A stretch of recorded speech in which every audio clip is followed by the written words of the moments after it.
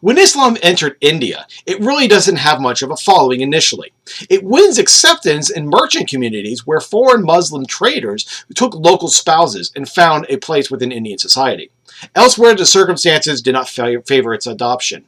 For example, Muslim conquerors reserved important positions for their Arab, Persian, and Turkish companions. Rarely do they allow Indians to hold sensitive positions. Thus, conquerors offered little incentive for Indians to convert. Gradually, however, many Indians will convert, and by 1500, 25% of the Indian population was Muslim. Some adopted Islam in order to try and improve their position within society. The most effective agents of conversion to Islam were Sufi mystics. Sufis encouraged a personal, emotional, and devotional approach to Islam.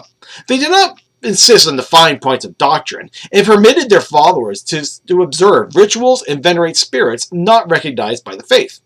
Sufi missionaries attracted individuals searching for a faith that could provide comfort and meaning in their lives. The gap between Hinduism and Islam will narrow because both religions drew on the long-established traditions.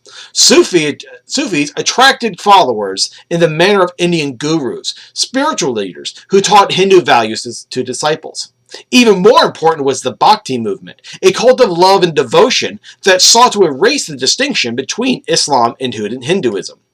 The Bhakti movement originally encouraged a traditional piety and devotion to Hindu values.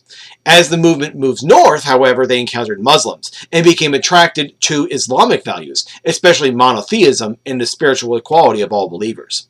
The Bhakti movement rejected the exclusive features of Hinduism and Islam. Guru Kabir taught that Shiva, Vishnu, and Allah were the manifestations of all the same God. The Bhakti movement does not succeed in harmonizing Hinduism and Islam. Bhakti teachers promoted values that helped to build a bridge between India's social and cultural communities. Muslim merchants ventured into southeastern Asia, however, by the 8th century, but only during the 10th century do they become prominent. Some came from Arabia or Persia, but many were Indians.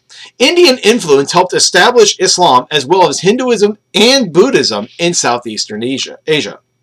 Gradually, ruling elites, traders became interested in the faith.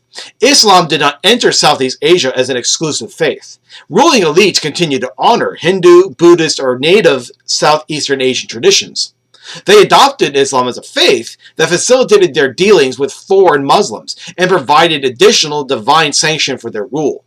Sufis in Southeast Asia appealed to a large public because of their reputation for sincerity and holiness. They allowed converts to retain their inherited customs.